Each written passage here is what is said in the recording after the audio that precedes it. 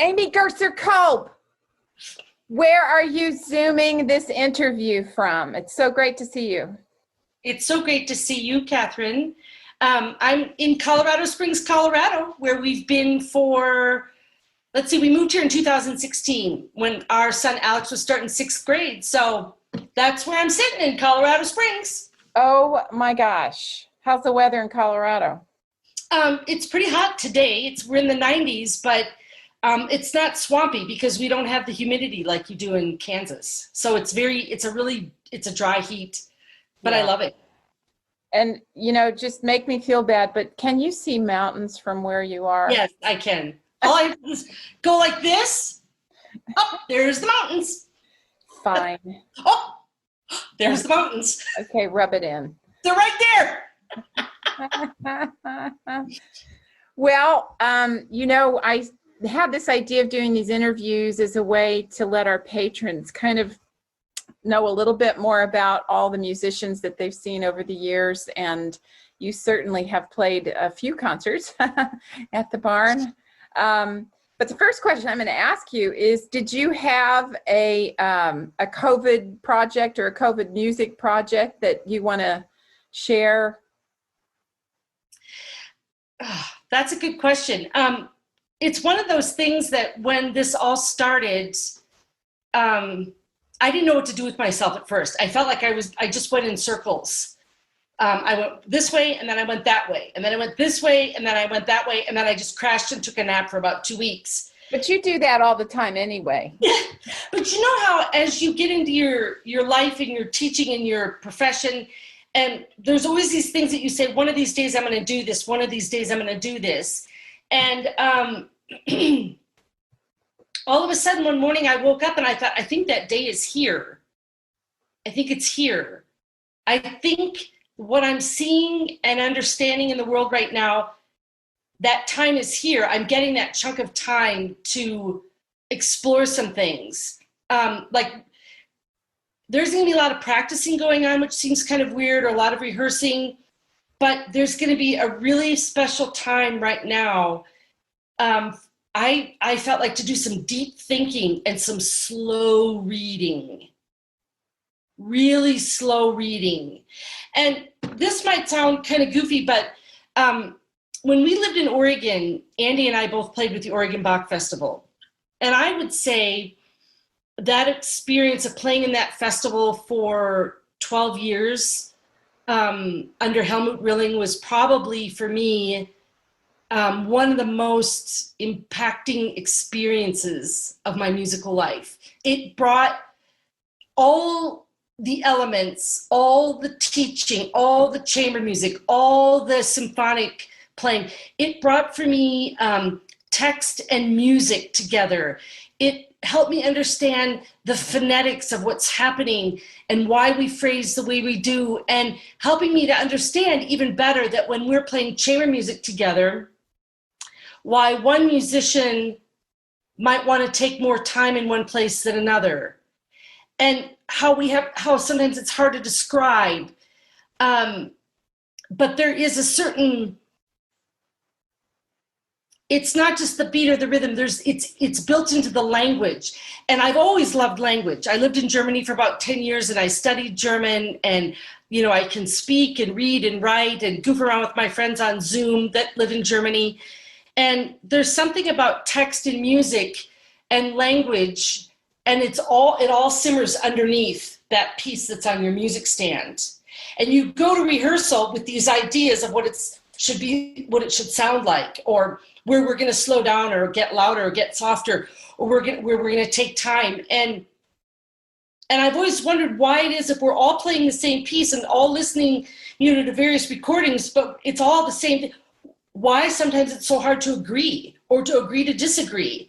But I do believe it's brought up in our language. I know that for me, being someone that loves to just laugh and giggle and talk really fast, that's just my nature, that I have to remember when I'm playing to slow all of that down, because what I'm experiencing is not what the people next to me are experiencing, or even my listeners. And if I want them to come along with me, I have to magnify my thoughts. And it gave me a lot of time to think about this. So to come back to the project is, I would say the one thing that I've really missed a lot since being here in Colorado Springs, and last summer, it was like ripping a huge Band-Aid off being at the barn when we did the Bach concerto that I did on the oboe d'amore. It was like, it ripped a huge Band-Aid off, and it made me realize I need to do Bach. I need to get back to Bach. I really have to get back.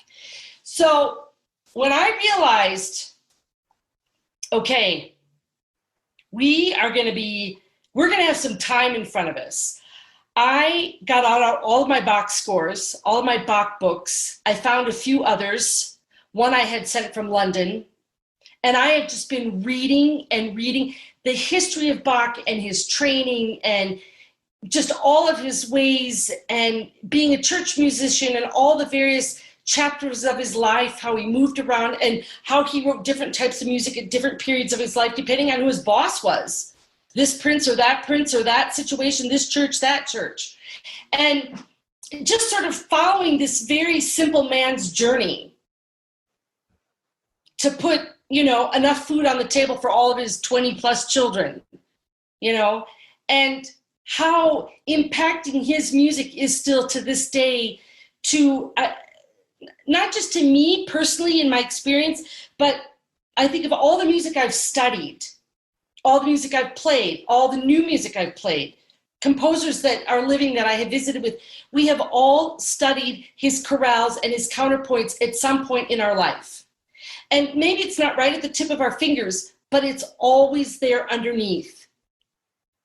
And I thought, I'm no theorist or historian. I just love to play my instrument. I want to play it as much as possible. I want to just play. And I was so excited after I left the barn last summer, after having played the concerto. And then I was even more excited because I had 10 more performances of it lined up. And I just thought, I'm not going to have enough time for Bach this year. Well, we got into the school year, and then all of a sudden, we were in this weird pause. So I have just been reading. I wanted to show you this. This is really cool. I didn't realize I even had this, but I have the cello suites transcribed for English horn. Oh my gosh. And Wow. I've been playing that. It's really hard on the English horn. Oh, wow. Fun. It's really hard on the cello and the viola too. Yeah. But a thing came up. I was going to say, there's a singer here in town that works over at Colorado College, which is our private university, and they have a beautiful, beautiful chapel. And they want to start a series, and she approached me. And so we are now working on putting together a series centered around Bach's music. Oh, wonderful. And as soon as we are free to be and breathe and be with other musicians and have an audience be there with us, I think we're going to open with the B minor Mass. Oh, wow. That's the plan. So I haven't been at it every day, 12 hours a day. I'm not like, holed up in my office in a cave or anything like that. But when I go out for walks and the sun is setting over the mountains and it's really beautiful, I just think about all these moments with the Bach Festival and all the things that Helmut said about the music. It wasn't just about putting the music together for the concert.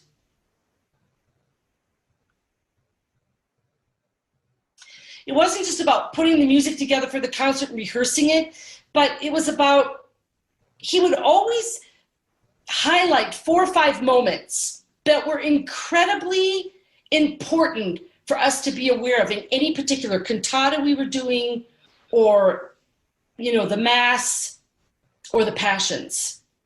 And we'd be really, and he would just stop and he would start to tell us, please understand right here, this is what's happening. And this is somebody who's dedicated his entire life to the study of Bach's music. And I just think that I thought, how can I go on in my life as a musician, as a working musician, and I got to play what I'm given. It's kind of like, you play what you play and you don't throw a fit. I mean, you just do whatever comes your way. But I thought, this is my time for Bach. This is my time to really study and read slowly and be able to really take it all in. Because normally life's too busy. This stuff is way too cerebral for the everyday life. Right. Way too tricky. And this way, I can have books all over and, little tabs and Post-its on stuff and just leave it all out because I'm not going anywhere tomorrow. But I'm still doing it, even though school has started. And I love it because also because of the language. Like, I can get out the cantatas and I can listen to recordings in German and I can look at the scores and I don't have to think about any translations. Like, all that training that I had, I thought, how can I just let that evaporate? So it's kind of a dream in a way to be able to get to do this. Yeah, absolutely. So I've been doing that, I guess. And you're still doing it. Do you Yeah. have an idea about how many concerts that you have played at Chamber Music at the Barn, or when you started playing? Well, I can remember the first summer I played, let's see, I came to Wichita. It must have been 99 because I came to Wichita and started teaching there in 1998. But I didn't move there till, August or whatever. So 99 would have been the first summer I played. And if I think about that, I think, how many concerts did I play? I guess because it's so much fun. It's so different than any other summer chamber music experience or summer festival that one goes to, that I guess I would say never enough. It's never been enough. I want more. I mean, we've played some really crazy, just amazingly fun pieces and the projects, and I've just reminisced in my brain, leading up to this conversation with you. Oh, I remember that time and that time. And I can think of one when we did the Carnival of the Animals. Now, there's no oboe part. Everybody else gets a part, but there's no part for the oboe. But Bob Scott got laryngitis. That's right. On the last night. That was when we went through. Or after the first night or something. But I got to do the poetry by Ogden Nash. And your brother coached me. And I thought, I can't remember ever having so much fun performing because it wasn't with my instrument. And then I've got all of you next to me, right? I have never that was highlights for sure. Wow, that's funny.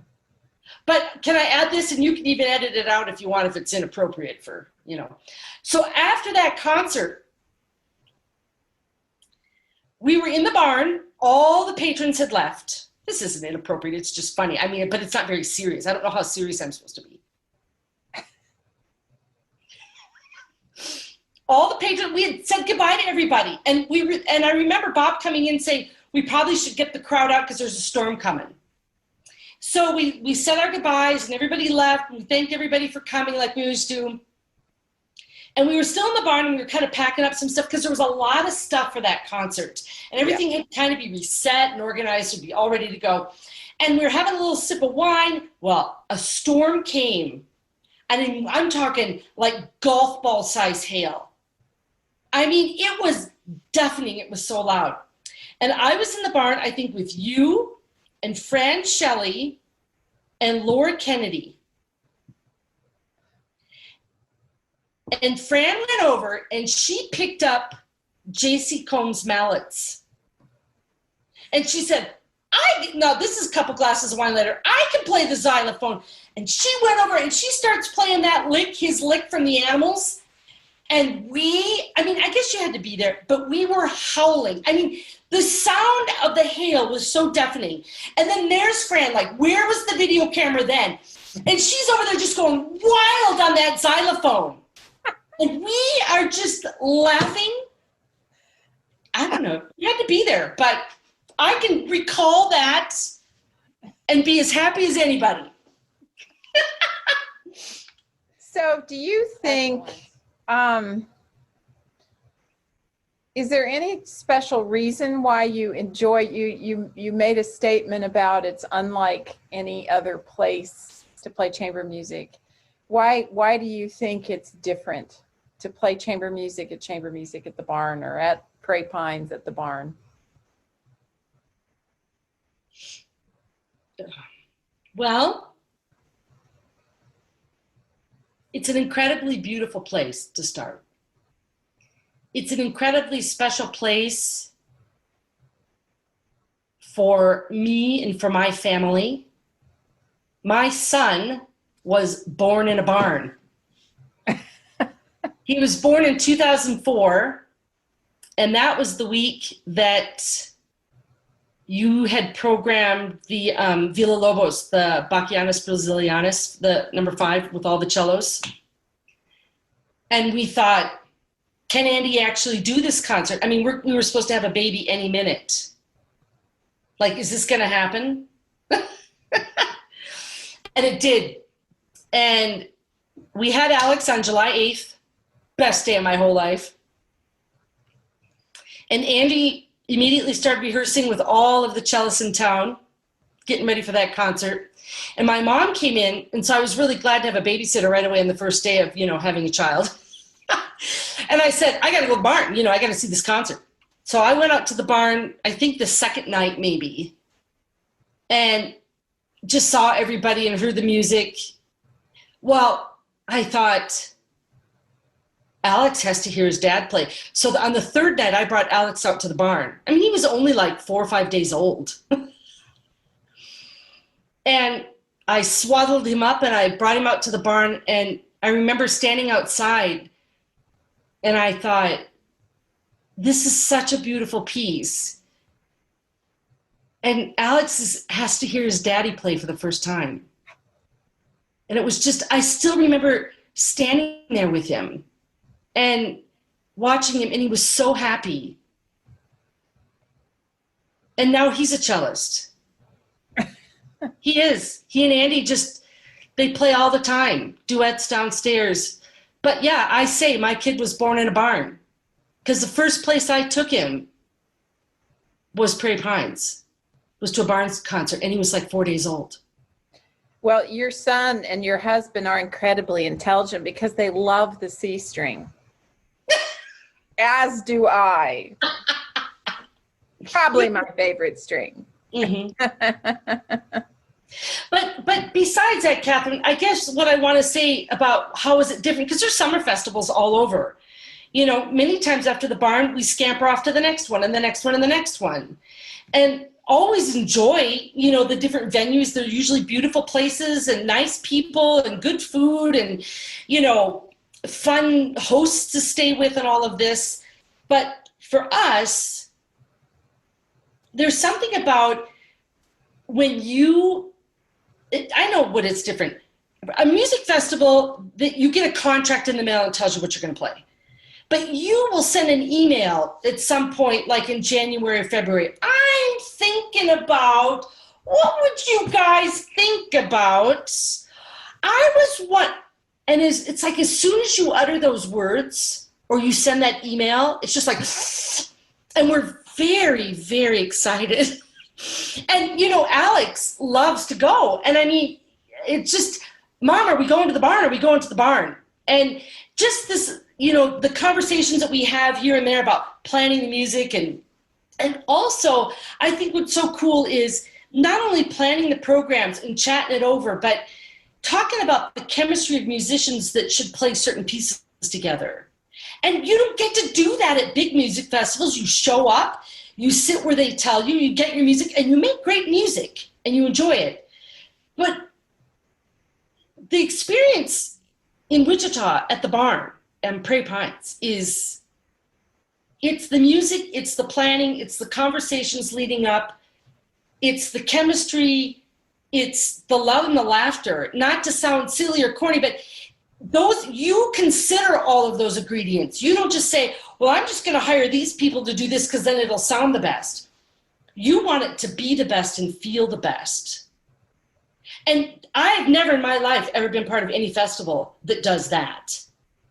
So there you have it. You are the best. Well, You know what you're doing. it's all very selfish because you see, as artistic director, I get to play with my friends. I don't have to put up with anybody who has a sour attitude. No.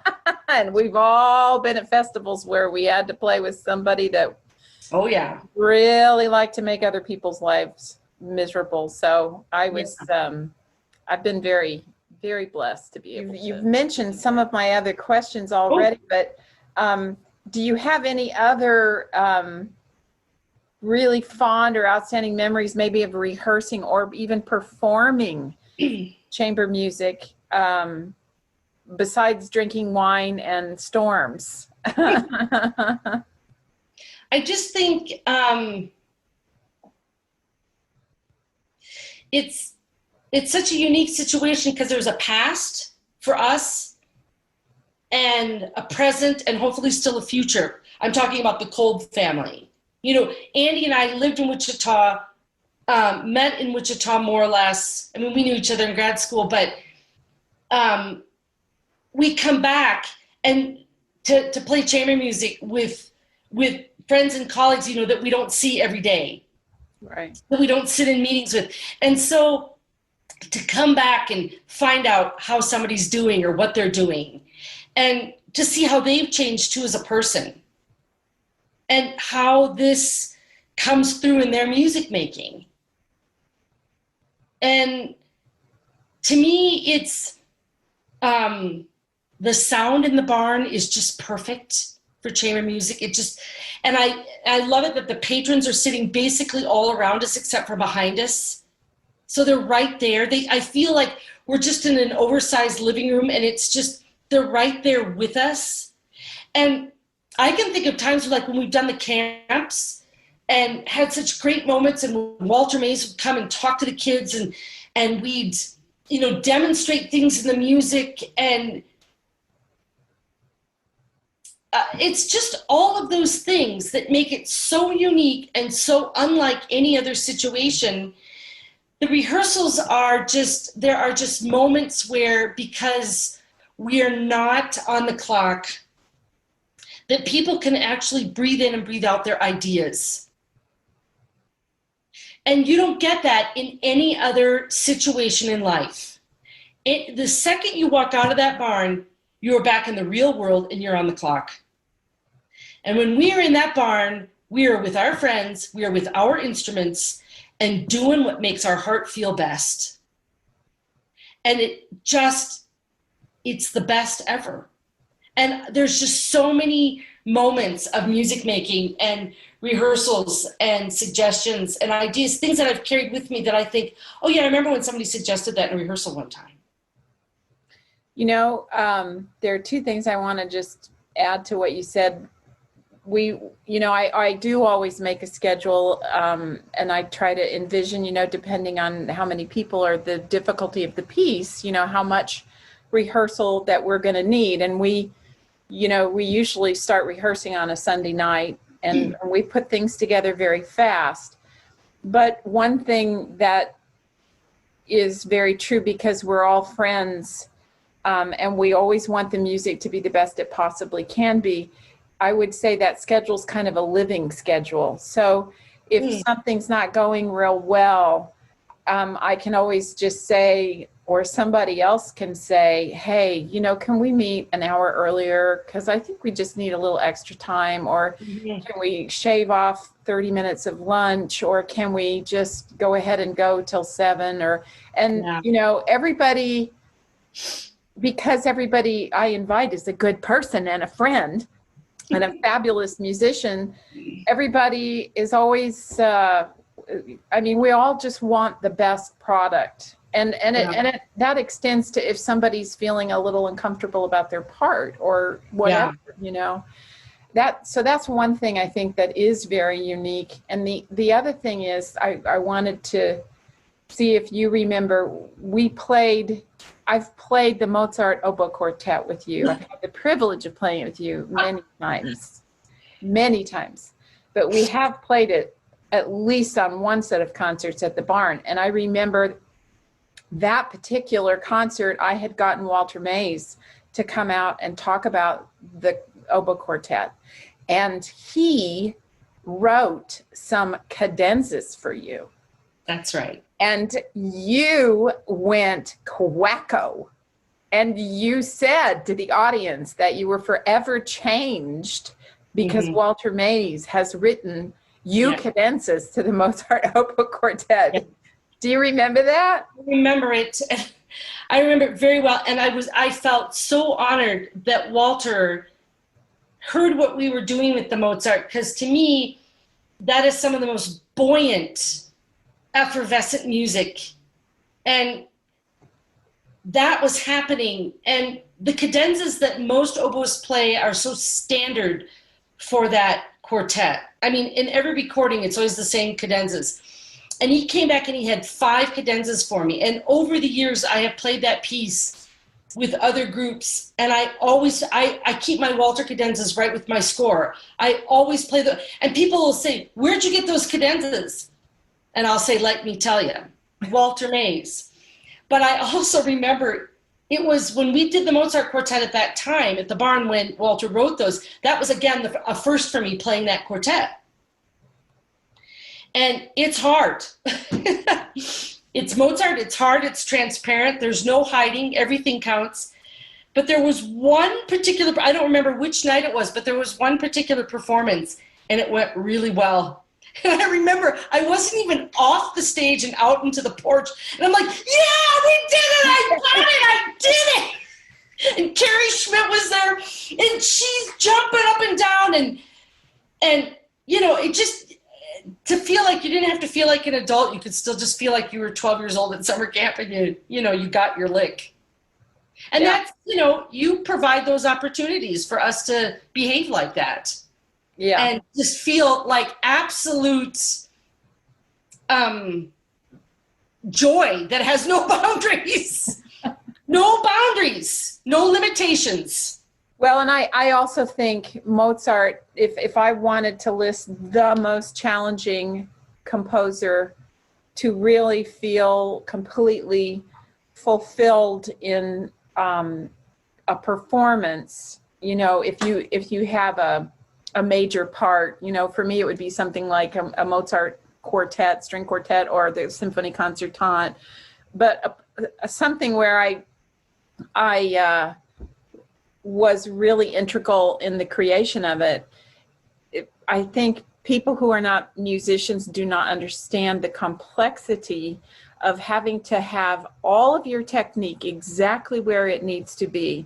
But at the same time, that's only half of the formula of playing beautiful and successful and meaningful Mozart, because the other half has to be completely free. It has to be completely in the moment creative. And I swear there is just no other composer that gives you the same reward and also gives you the same torment. Yeah, his music Mozart's music exposes all. Yeah. And you got to come sharpened up and ready to go on all fronts. And then you are potentially going to have a really sublime experience, I think. And it's worth the effort. It's worth everything that it takes to make that happen. Because it's magical. It's really incredible. I still go back and I listen to that recording sometimes, and I just think there's so many really special moments. Yeah. And I'm so grateful for them. And what it took to do it, it was just worth it beyond anything. Can you talk a little bit, and I know you can, about what you think chamber music at the barn has contributed to the community, or what you think it means to the community? I mean, you know a lot of our patrons. They're your friends, and I'm just wondering what you think about that. Well, I think that this time in particular has all given us great pause to think about what is community? What is community? What does it mean to have a community or be in a community or thrive in a community or feel part of a community? And one of the things that I think we could say about chamber music at the barn, what it does for your community where you live, is that it's not just great chamber music. It is that. But it is an element of the community. It's like one of the jewels in the crown that reaches out to every demographic, reaches out to all ages. It's not exclusive. It's open. It's welcoming. It's necessary. It's beautiful. It's important. And it's there for it's accessible for everybody. It's made accessible for everybody. And because over the years, Catherine, you've been so creative in the programming, you know, you've brought in groups from all over, and there has been jazz and there's been all kinds of stuff. There is really something there for everybody and for all ages. Kids in camps and for everybody. It is so broad and it is so beautiful and so all-encompassing. What other component in our communities, what other component offers something like that? Offers to share and says, come, everybody is welcome to partake. You're all here. There is something for everybody. And, you know, there are great chamber music festivals all over the country and great festivals and concerts and everything. But you don't feel like with the barn, I need to look at the menu and see if I want to go. I mean, there is just something there for everyone at any given moment. And that is something that is so unique. And it's unique and wonderful and creative and, you know, marvelous and all this. But it's so important right now that we continue to think and to operate and to plan and to propose ideas going forward in the future of this country and in our communities. We cannot go back. We have to keep all the doors open, let all the people in. And we are talented and creative enough to come up with anything. But music is connected to language, and it can speak to the masses and all demographics. And I think we have made it has been a tough time in this country, but we've made some wonderful strides, and we have to keep going. And I really think even though music will be, as you and I were talking about earlier, in this situation and in the economy will be the last reasonable, viable thing to come back, where we can go to the concert hall and rehearse and perform and audiences will come in. But our thinking doesn't have to pause. This is a time for deep thinking, slow reading, and keeping all of the doors open and being that beacon. Because once things all open up and everybody can travel again and go all kinds of places, it's going to feel a little crazy. And to be that really beautiful, clear light that says everybody is welcome here and there's all kinds of music and all kinds of community and all kinds of people. That's also what music can do, unlike anything else.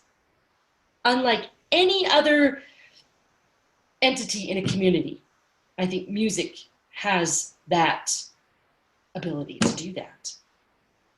Well, I sure missed all of our patrons and all of the musicians and all of the I mean, the performances are wonderful, but you know, the actual rehearsals are, you know, they're almost more rewarding than the performances for us. but yeah, it'll be wonderful to get back to it in 2021, and hopefully we will be able to do that. Had to say what your favorite piece of chamber music was, whether it was something that you played in or get to play, or something that doesn't have an oboe in it, what would be your answer to that? I know there's so much, it's hard. I think you can always play the Mozart Quartet. Always.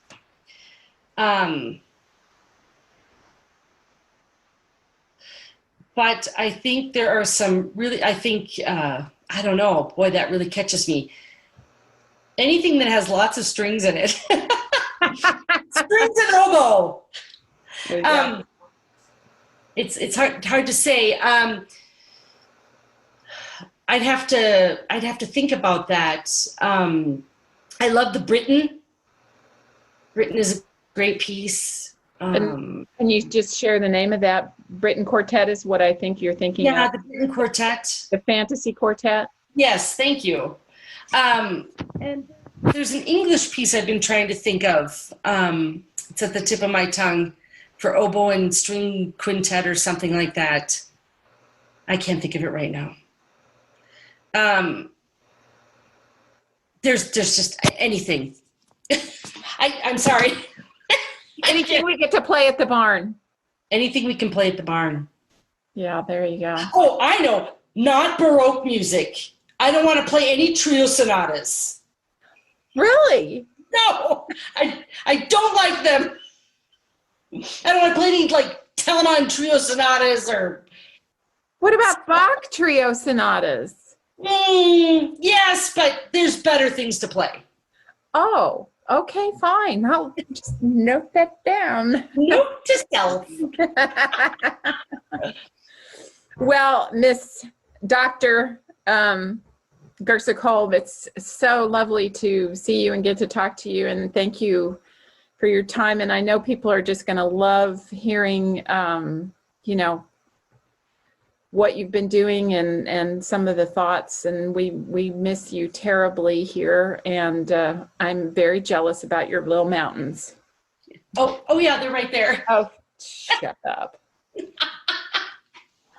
Okay, Miss Amy, I guess I'm going to sign off for today. Thank you so much. Thank you, and my love to all. It's been so beautiful to visit with you and reminisce and laugh and just hope for the future. Hope for as soon as possible.